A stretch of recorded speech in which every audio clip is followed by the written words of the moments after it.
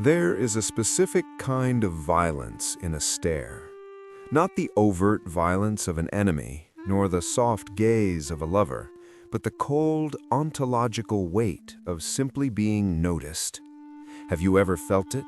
That sudden, involuntary contraction in your chest when you realize you are no longer alone in a room? In that heartbeat, you cease to be a subject. You become an object. You were a vast internal universe, a chaotic, beautiful collection of contradictions, memories, and unspoken desires. But the second another pair of eyes lands on you, that universe is collapsed into a single, flat image. To them, you aren't you. You are a body, a posture, a choice of clothing. You've been murdered by their perception and replaced by a caricature you didn't consent to. This is the fundamental horror of being seen, the terrifying realization that you are a character in a story you didn't write, and you have no control over how you're being edited. We live in an era of total visibility, yet we have never been more hidden. We've turned our lives into a digital Panopticon, a prison where the cells are arranged around a central tower. In the original design, by Jeremy Bentham, the prisoners could never see the guard, so they assumed they were being watched at every second. Eventually, they didn't even need the guard. They began to police themselves. They sat straighter, spoke quieter, and killed their own spontaneity. You are doing the same. You are the prisoner, the guard, and the tower. You've spent so much time being perceived that you've forgotten how to exist without an audience. You are your own primary spectator. Even when you're alone in your bathroom, brushing your teeth, you are checking your angles. You are performing solitude for an imaginary camera. You have successfully turned your soul into a product, sacrificing the experience of living for the image of having lived. Jean-Paul Sartre argued that hell is other people, but he didn't mean they are annoying. He meant they steal your sovereignty. Imagine a man peeping through a keyhole, completely absorbed in his curiosity. He is pure consciousness. But the moment he hears footsteps, the moment he realizes he is a man being seen, shame floods his system.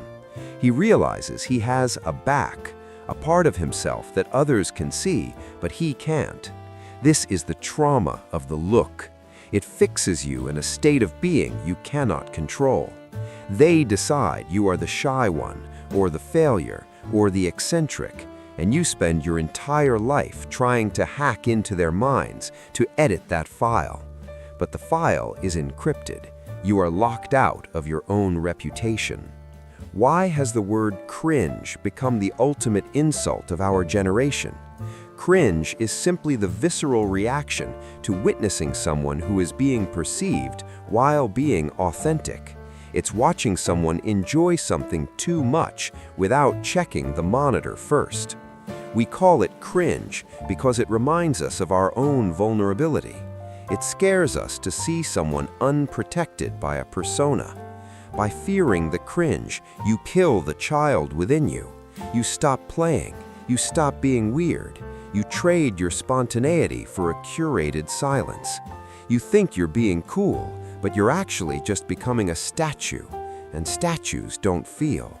They just get looked at. There is a strange, quiet grief in being known. The more people see you, the more they flatten you. You become a brand, a vibe, or an aesthetic.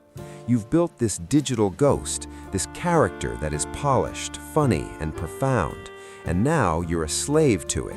You can't be messy, you can't be ugly, and you can't change your mind, because that would ruin the perception.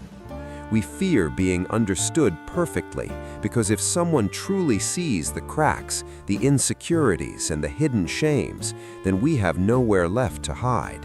We are loved for our masks, but we are desperately lonely behind them, because to be loved for a mask is to not be loved at all. Consider the look as a form of theft.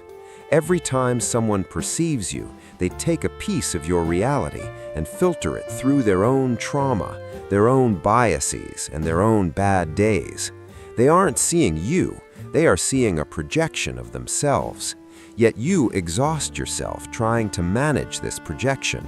You are working a 24/7 job as the PR manager for a ghost. This digital persona is why you feel burnt out even when you've done nothing.